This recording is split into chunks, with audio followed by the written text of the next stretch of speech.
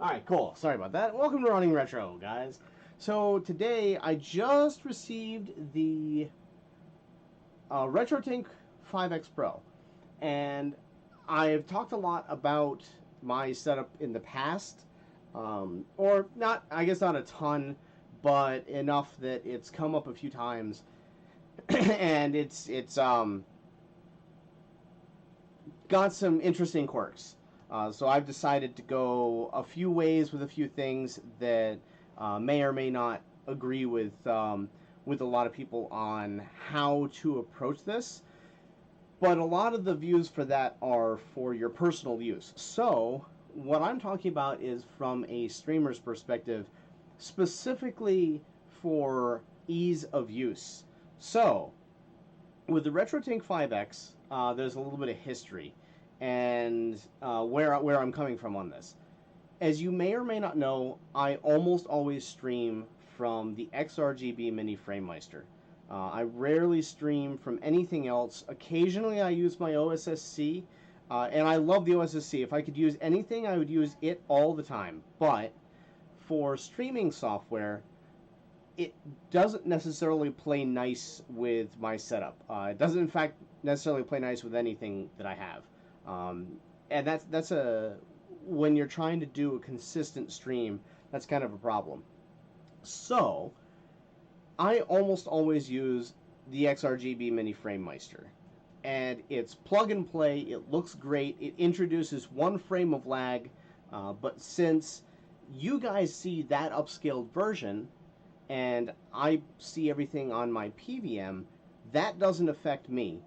And so I can play lag-free through my PVM, and the one frame of lag on a stream doesn't really affect my viewership because you guys are already dealing with a little bit of lag just from the nature of streaming.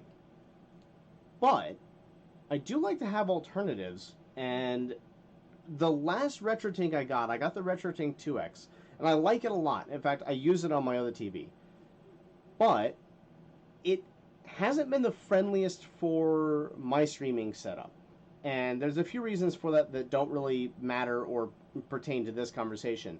But when the RetroTink5x Pro came out, it looked like it might be a really good alternative to the Framemeister. And when the Framemeister was in production, it was about $300, $350. And the RetroTink5x Pro is also about $300. So the price point on these two things are the same. Now, I'm not going to pull them down. I will do a breakdown of the hardware at some other point, and I will do a dedicated either stream or video on that just directly. And it's been done before, so I don't want to delve too much into that. I'd kind of like to go more in depth if I have something to add to the conversation at the moment. But as it stands right now, this is, as a streamer, what I recommend for streaming. And I've never found anything that beats the Framemeister, except for the fact that they're unobtainable, or they're so expensive that they're not worth the money, even with the additional hassle. So, with that said, what we're looking at right now on the screen is the RetroTink5x. I just got mine. There it is. So what we're going to do is, I'm going to show you the RetroTink5x. I'm not going to go through the features or anything like that, but this is just set up generally for, so it's at 1080p, standard scan, no scan lines, sharp image, and, you know, as little additional anything that I can do to it has been done here. So that's what we're looking at right now. We're going to swap over to the Framemeister and see how that looks. So you will get a lost signal here in a moment. That's fine. We'll switch over to the Framemeister, and then we'll take a look at that, and we'll switch back to the RetroTink5x Pro. And just to see, like, on your very basic generic setup to handle every game that you want to handle for streaming, kind of what you're going to look at. So this isn't tailored to individual games. This isn't tailored to individual systems. Both the Framemeister and the 5X are both capable of working with individual games and systems. So tailoring everything to be just a little bit more precise.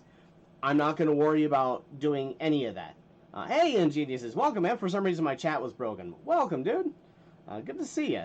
Thanks for stopping by, man. Hopefully, this helps you too, because this is definitely one of those things. Oh, let me turn on timestamps. For some reason, timestamps don't ever show up for me. So 6:51. All right, cool. So I didn't miss you by too much, I hope. But yeah, so okay, this is the RetroTink5x Pro.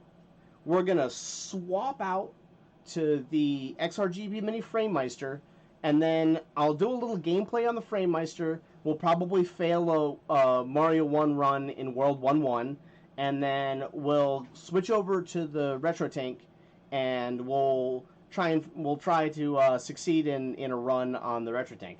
Hey, 21 Sandwich, welcome, man.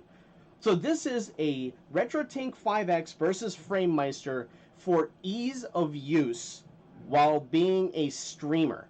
It's a very specific, very niche thing, but for all of us that stream, I know that it's a pain when your hardware doesn't work. And since it's $800 to $1,000 for Framemeister now, that's not reasonable to pay for it. The RetroTink5x Pro is $300. But if it's your one-stop shop, the only upscaler you need, then it's plug and play. You don't have to worry about it crashing. Then it's a good solution, and it fills the same spot that the Framemeister used to fill, but you can kind of get them now. You had to be there for the pre-order. They're pre-order for about 15 minutes, and they sell out. But if you know when the pre-order is going up, I want you guys to have a comparison for the next batch that's run. Linda, welcome. All right, so we're gonna swap over to the Framemeister. Give me just a sec to unplug and depower on my RetroTink, because I use SCART cables. If you unpower a SCART cable that's plugged in, you can short pins out and burn a bunch of stuff out. Don't do it. Hold on a sec. Hey, Mrs. Emily Sabira, welcome. Hold on 2 seconds. We're gonna get into this.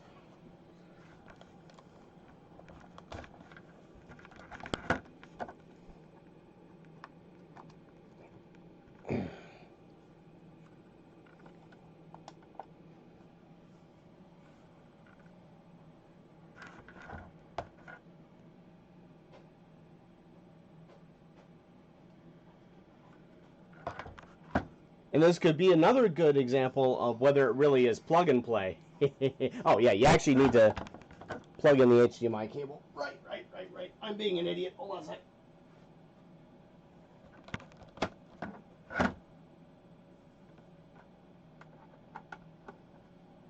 Okay.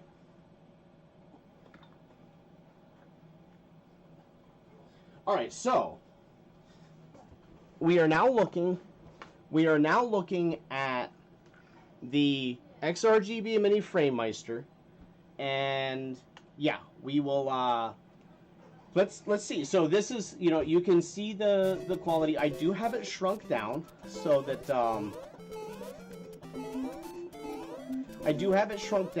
you can actually get an image. And you can see sort of the gameplay. Oh, awesome, Emily! That's cool. We just got back from our nightly walk too. This is not going to be. I'm not going to do a full run unless I get past 1-2. But I doubt right now I'll get past 1-2. So yes, this is the XRGB Mini Framemeister, and you can see how it upscales. I'm on original hardware, obviously, with my NES RGB mod. I'm actually about to do 2 more consoles like that, but we're gonna die on 1-2 a lot, because unless I'm really paying attention in this part, then it gets kind of nasty.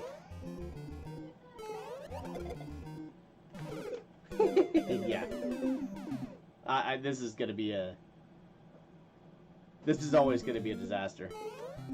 I actually got Gradius, Life Force, and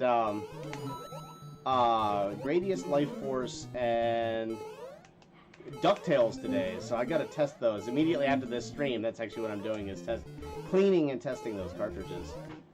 So, But yeah, you guys can see. So this is run through my Sony PVM 20L5 IG. So it's run through a production monitor. So you really shouldn't have, like, the production monitor is just outputting the signal directly. So you're not really worried about my monitor altering the image at all. This is straight upscaling as purely as I could from directly from the NES. And that's why my setup is the way it is. I actually might split it too. Welcome, Zombie. Hey man, how you doing? Welcome, welcome.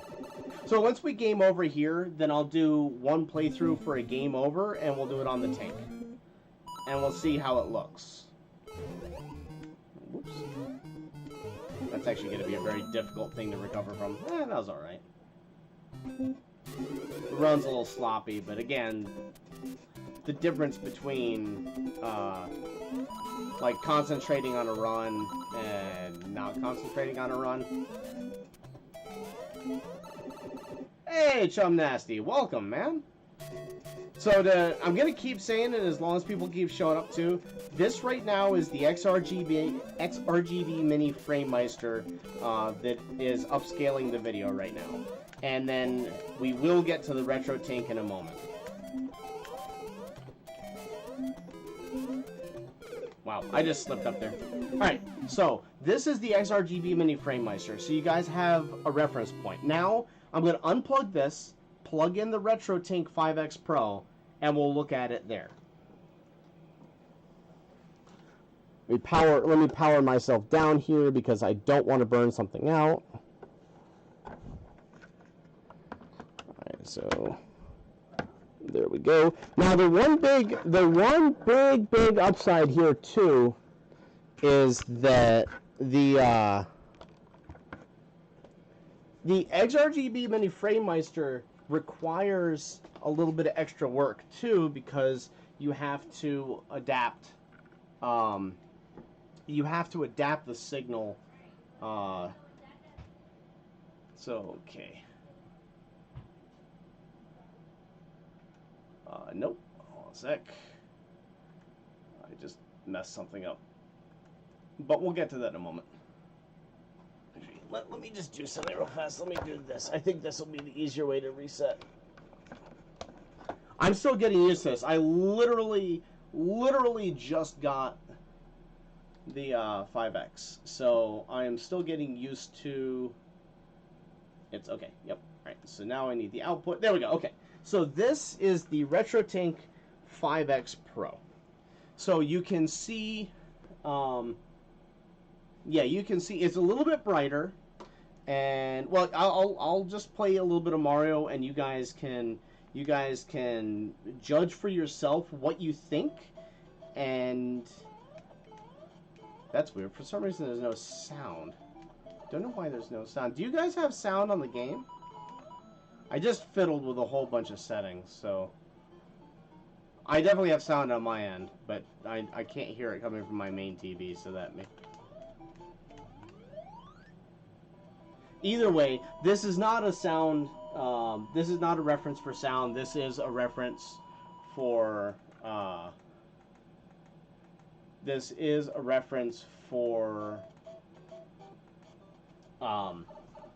video. So sound is not that important. I do. Interesting. Cool.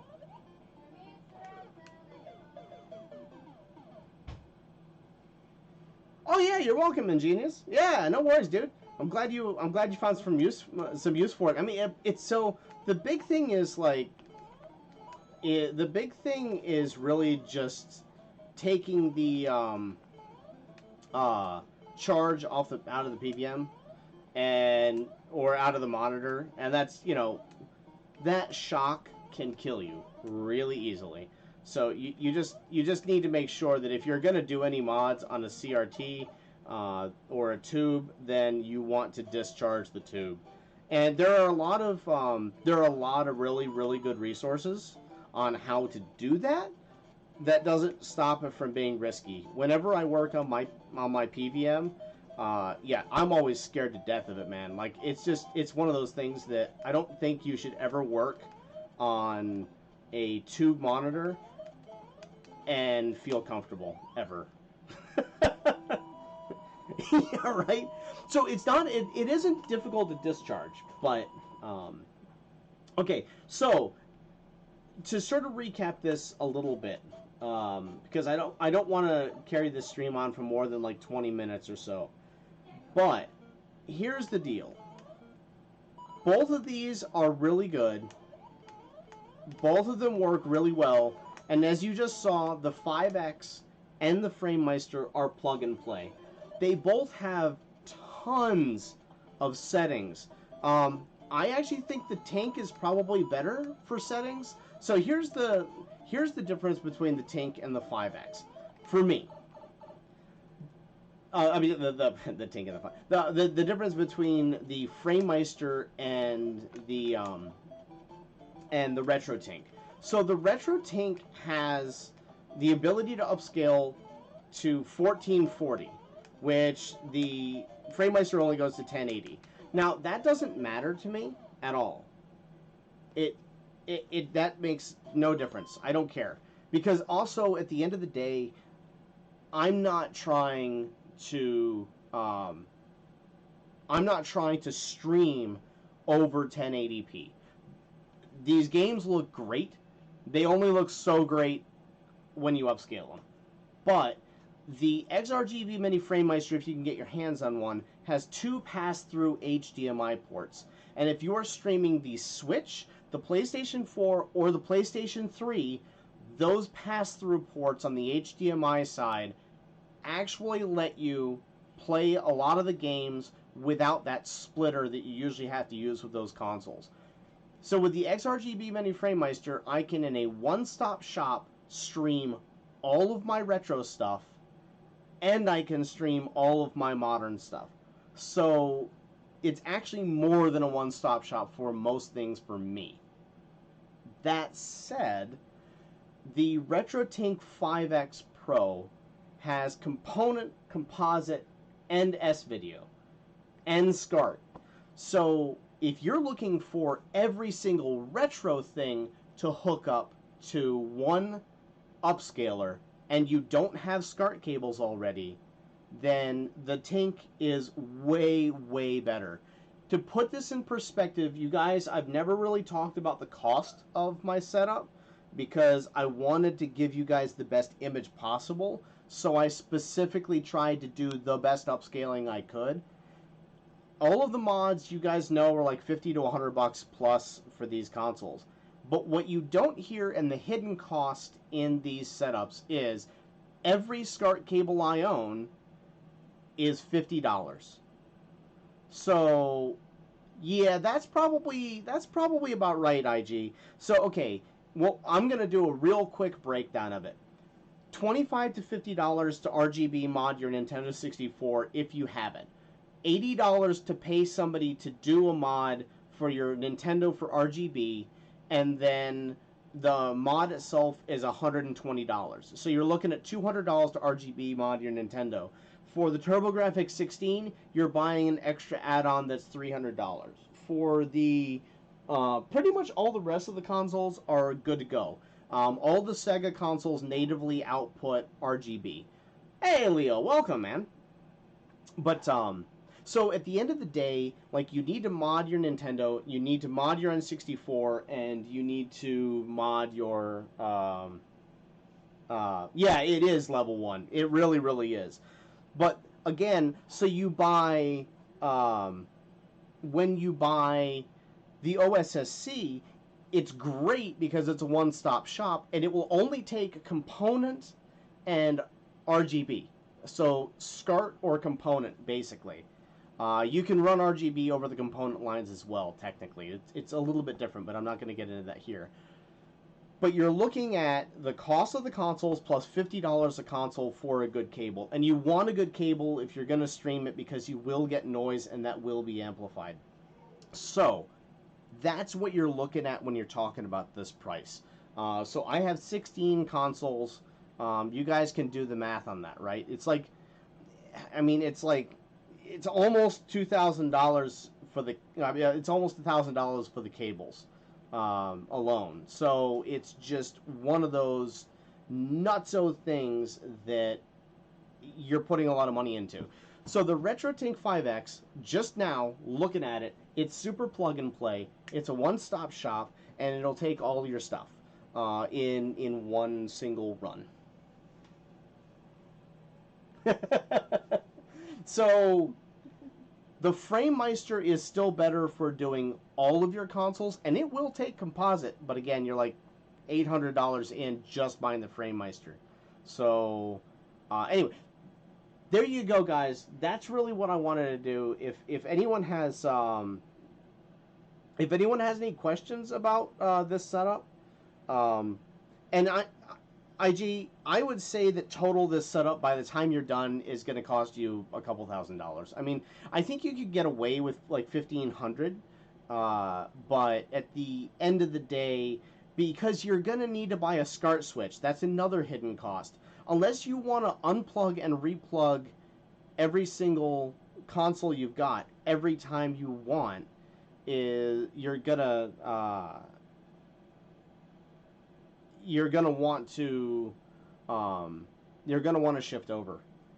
Level 1 online. Actually, if you look into it, get the component. It gives you a better image, man. The component adapter and cables for the OG Xbox are the best way to get a good image out of it. I have it behind me, but I can't. It's not really pull-outable at the moment. But yeah. If you want to talk about that a little bit too and some experience, then that's the thing. So I'll also take this moment to just give a little bit more of an update to the channel as well while I've got you guys here, because so many people did make it.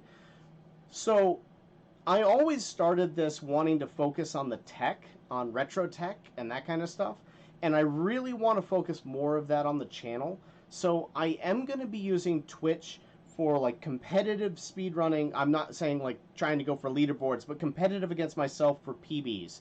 Mario 1 as an example. We'll do Ninja Gaiden, Metroid 2, Mega Man X, Journey to Silius. I'd like to learn Chip and Dale Rescue Rangers, like that kind of stuff. So I'm going to start doing that on Twitch, and I'll post PBs on YouTube as videos, so you guys can keep up with that stuff. But I don't want to do a lot of the super competitive stuff where I get in that competitive mindset with myself on YouTube, because I don't want this channel to have that. I don't want this channel to have that vibe to it. I want this area in YouTube to be really laid back, really fun, really welcoming. So that said, a lot of what I want to do is focus more on either just like PBs and kind of funny commentary after the fact, or technology for all of this stuff, and helping people out with their streaming setups, looking at different ways to do it, that kind of stuff. Hey Jamie, welcome, man. I'm good. Yourself? So that's where we're going. That said, there's also one other really big thing. When I do videos and I stream, it doesn't get shown to anyone. If I just do videos or I just stream, then people actually see the videos. If nobody sees the videos or sees the streams, guys, then I can't help them. And that defeats the purpose of a lot of what I'm trying to do. I'm trying to help people.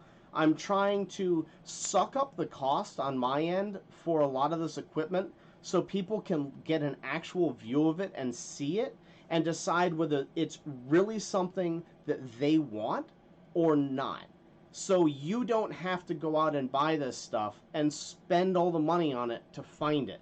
And then that is supported by the mod and repair business. That's how I set all this up. So if you want a console modded or repaired, then, reach out to me, and I, also merch and stuff like that. But the rest of this stuff is literally trying to be public service and help. And that's why if you guys ask questions, like I try to go out of my way to answer them and help out with that. I also try to get the new stuff as often as I can. in order to do things like this. So I want to focus more on that for the channel. But that means I could either do nothing but streams and stream all of the repairs and all of the mods. But my setup where I live right now, that would drive everyone else in this house nuts. And it would be unpleasant for everyone but me here. So I don't think that's fair. So majority-wise, we're going to shift more towards videos with the occasional stream like that now. And then the streaming on Twitch and videos on YouTube. And I'll occasionally stream on here purely for fun. And I'll try and give you guys more of an update on that. And they'll probably be a little bit shorter streams. But at least I'll be able to be more active on as far as uploading videos. As far as being at streams and tweets and that kind of stuff, I see all you guys and I support as much as I can. Actually being active in chat and things like that is almost impossible for me. I've almost killed myself trying, guys. I love you all. I really do. I love this community. Being active in chat with how much I work and how often I'm working, sometimes I can, sometimes I can't. I can almost always be during the day. I almost never can be at night. So just an apology and a heads up right now to everyone on that. But it's time that I just admit reality. And I will show up every time I can.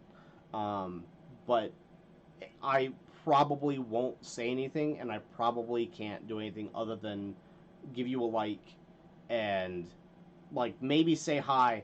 Yeah, I know, Zombie. And it's rough, and it's like I would just say hi, but honestly, personally, I feel really bad if I just say hi, I got a lurk.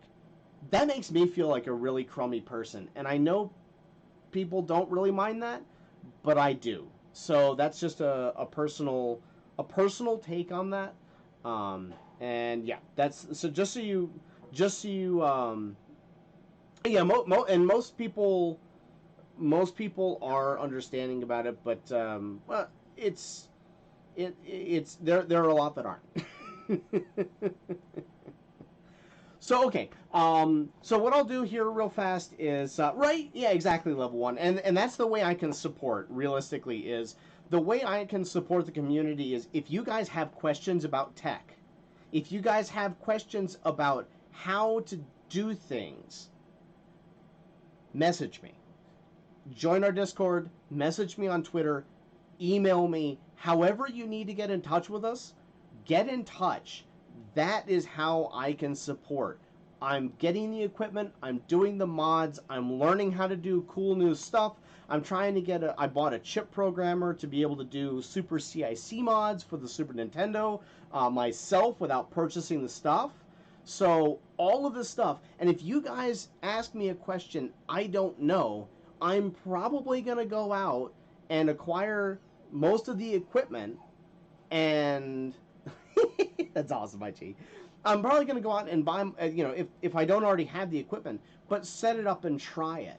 So, yeah, that is what it is. And also, like, I know we're all on reasonably tight budgets. Like, don't take it the wrong way. I don't have an unlimited budget, but I do have ways that I can balance this house, and I can also take it as a business expense. Everything that I do, I can take as a business expense and write it off on taxes. So it's like getting a 25% discount on everything off the top. That makes it more viable. And I will put up, I will be putting up a Patreon, and I will be putting up a donation link. And you know, if I'm doing the speedrunning on Twitch, actually we're probably pretty close to the possibility of monetization on there. Though I won't do that to start with.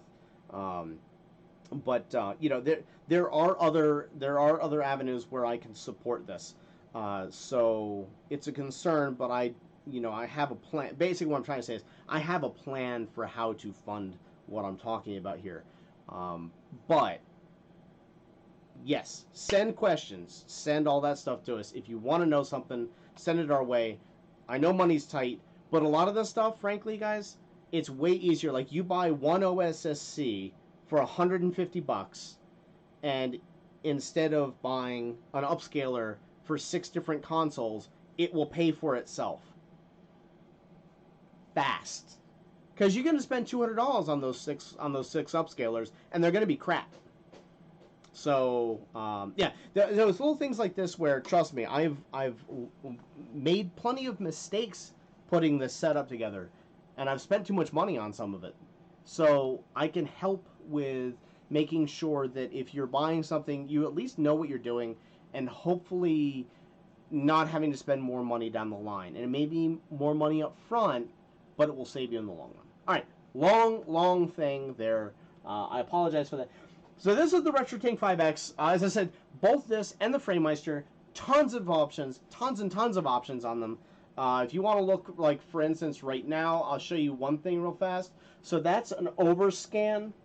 That's an underscan. That's the thing freaking out. That's all 1080p. There's 1200p, although you can't tell because of the stream. That is 1400p, which my TV can't handle. There's 720, which is kind of neat. There's 768 when it picks up. Or it can't, okay, it can't capture 768. That's interesting. Okay, so there's 480. And then there's 1080p again. To give you an idea, though, of what the NES RGB mod does. So that's 1080. And that's without scan lines. And that's what it looks like with scan lines. So that's actually what I'm looking at on my CRT right now. So that if that helps. Okay. And then I'm not going to go into the buffers. I'm not going to go into the deinterlacing. Oh, that's actually kind of important. So here's a full scale RGB. Here's an RGB limited filter. That's actually a switch on the NES RGB mod too, so you can switch between the two. But yeah, it's there's full again. And then if you guys want to see what the original Mario Brothers look like, see if my capture card can get it. There's 240p, downscaled all the way. So yeah, this is what it looked like. Oh, it's so good. Woo, the lag on that's bad. Hey, Josh, welcome, man. So yeah, there's 240p downscale, and then here it is at 1080p over normal scaling. So hopefully, guys, hopefully this was helpful to everyone. If you guys like it, then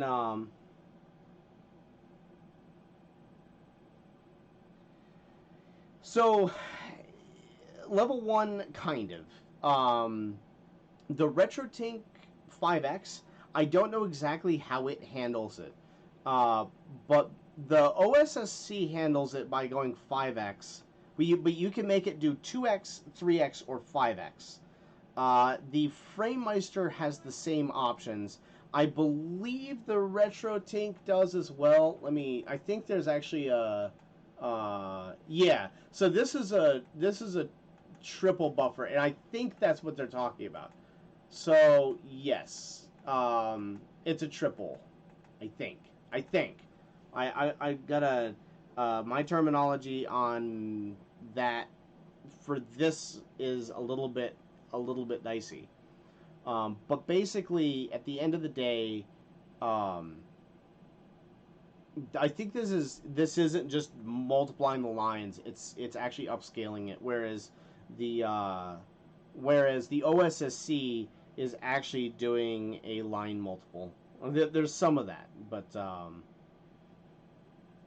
yeah, I hope that helps.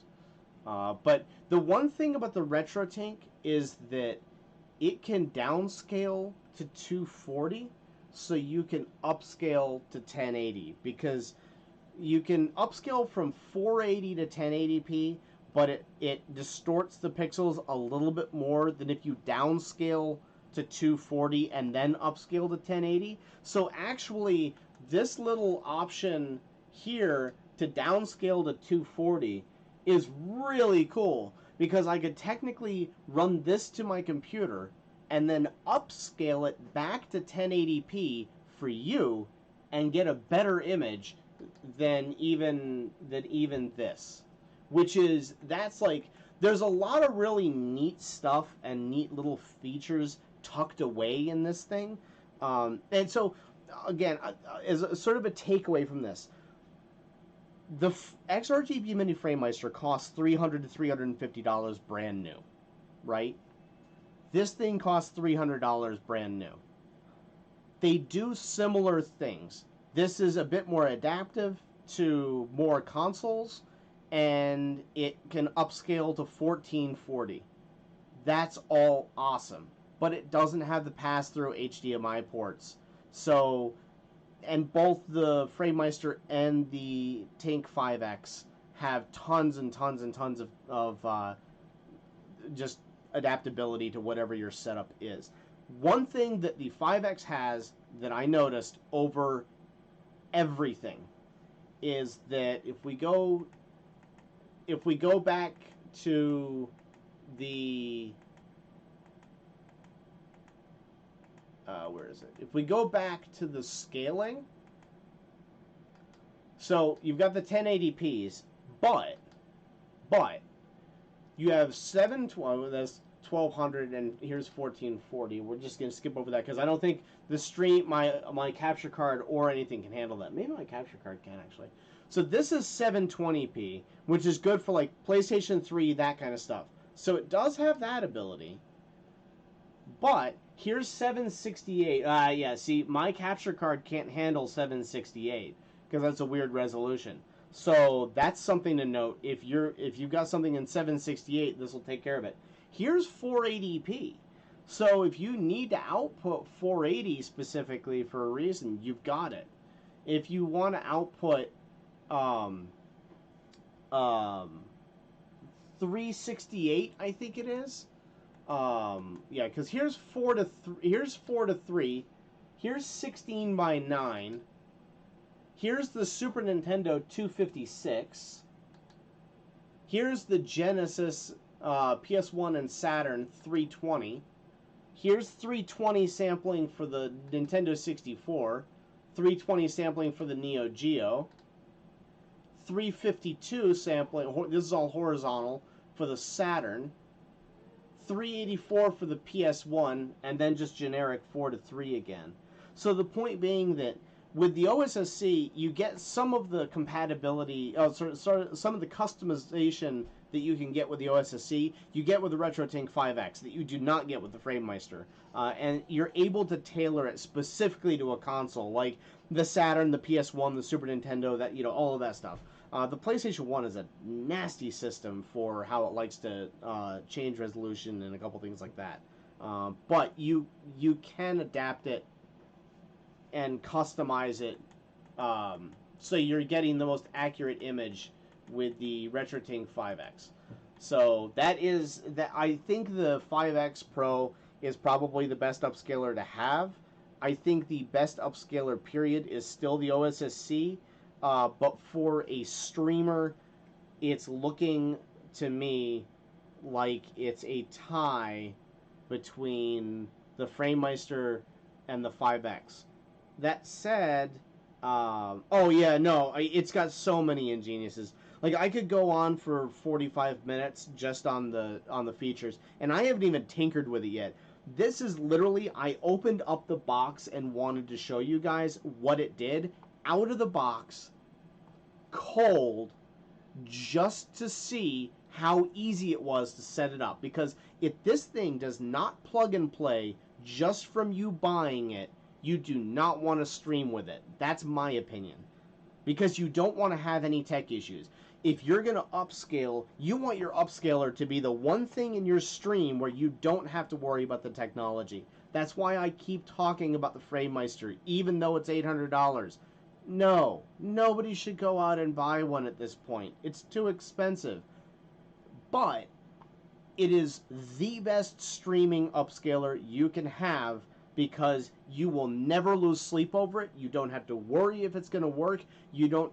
There's just it always works. The only thing the Framemeister has not been good for me for is occasionally the Sega Genesis hates it. I don't know why. I don't know what it is, but occasionally the Framemeister and the Genesis just don't agree. And I have not tested that with the RetroTink5x. So I will test that. But if I do a Genesis game, by the way, guys, I always stream off of my my OSSC. So that went on longer than I intended right there. I'm going to leave it at that. Any questions about it? Anything you'd like to see? Future content with it? Please check it out. I am going to change the schedule for YouTube.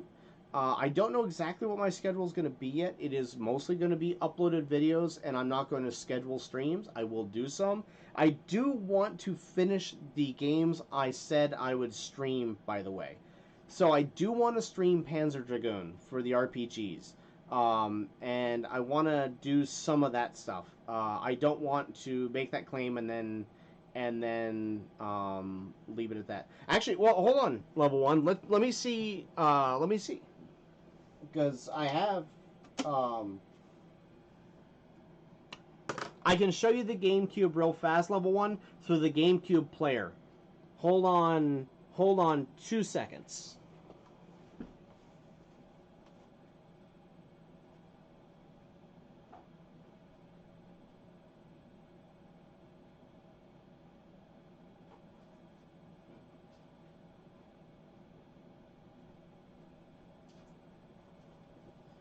Wonderful thing about having a SCART switch is it's really easy to switch between systems. Let's just pick what's going to be the easiest thing to fire up. We'll just take Mega Man 0. Alright. And F.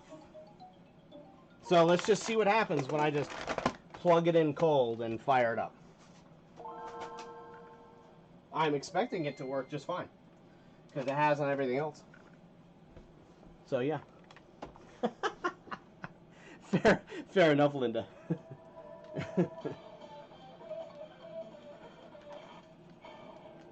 So again, it is the...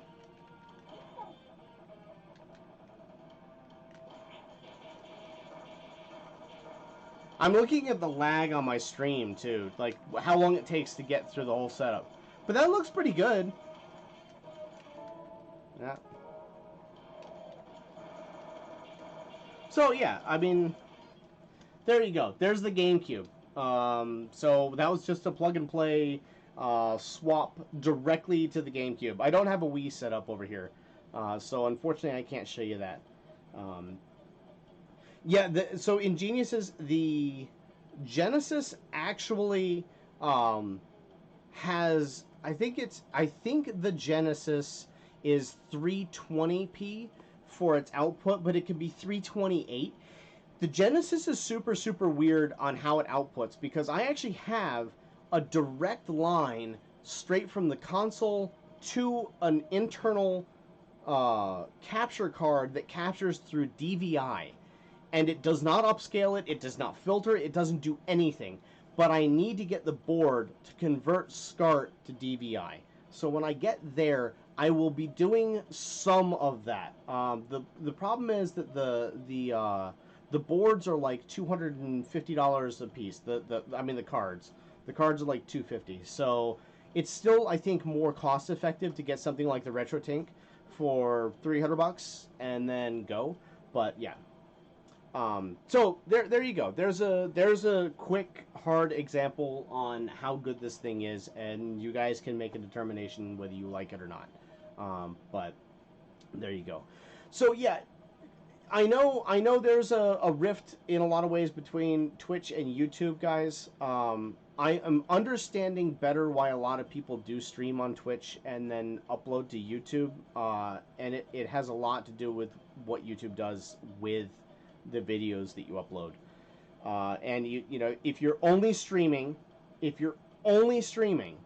then either platform I think is fine. If you're doing both YouTube and videos and streams, then I think your channel and your exposure suffers dramatically. We stopped growing entirely, and then I think I had like one additional subscriber total for a month and a half or 2 months there. And then when I stopped streaming, we saw 8 or 9 more. And I lost, as usual, we lost a couple because that always happens. But just FYI, like, and I'm not in it to get the biggest numbers. Like, I'm not in it to grow the numbers for the sake of growing the numbers.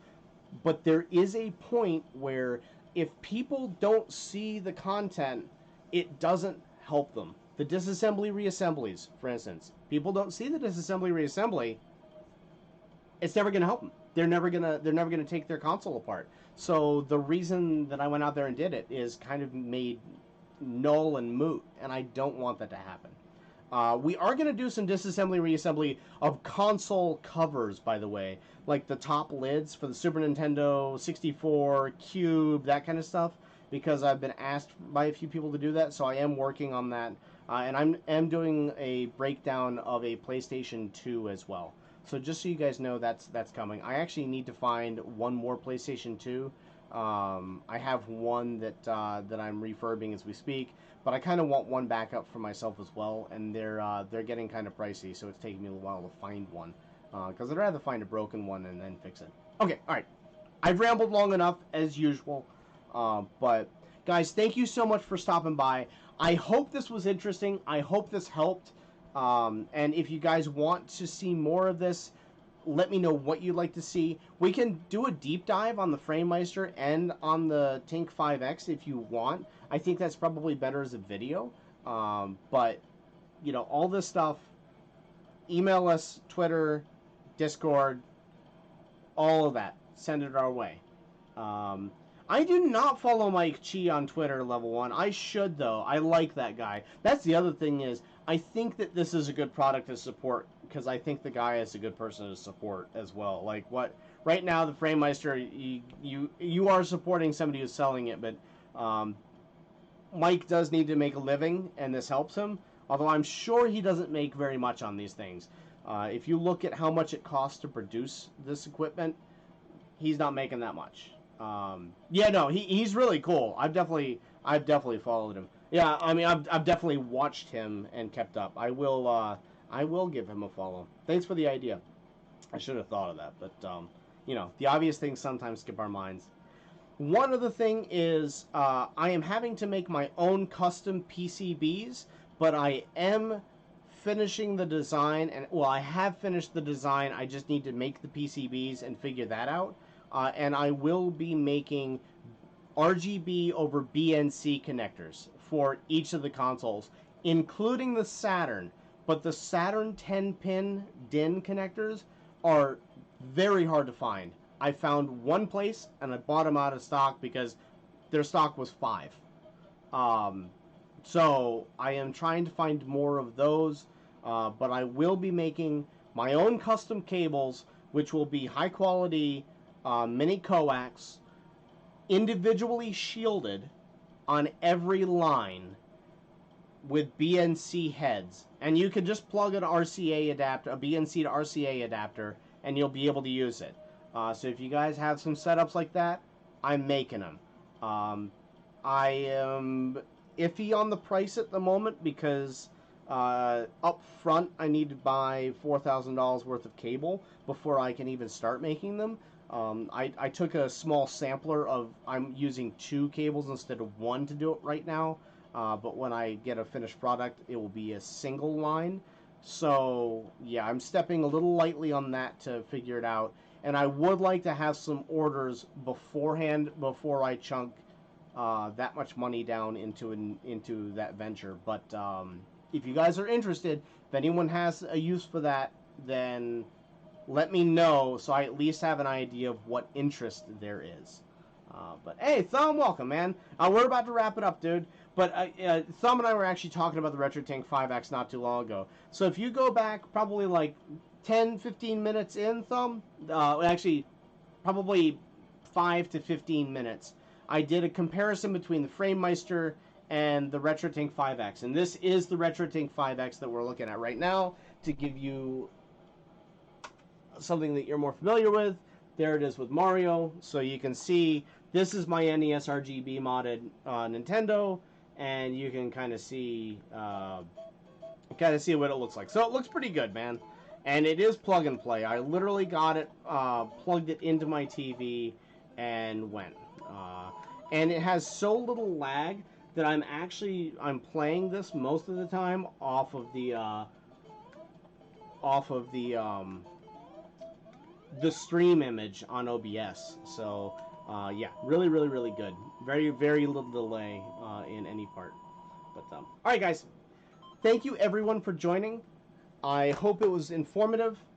Contact me about anything you like, and if there's something I can help with, then I'm happy to do so.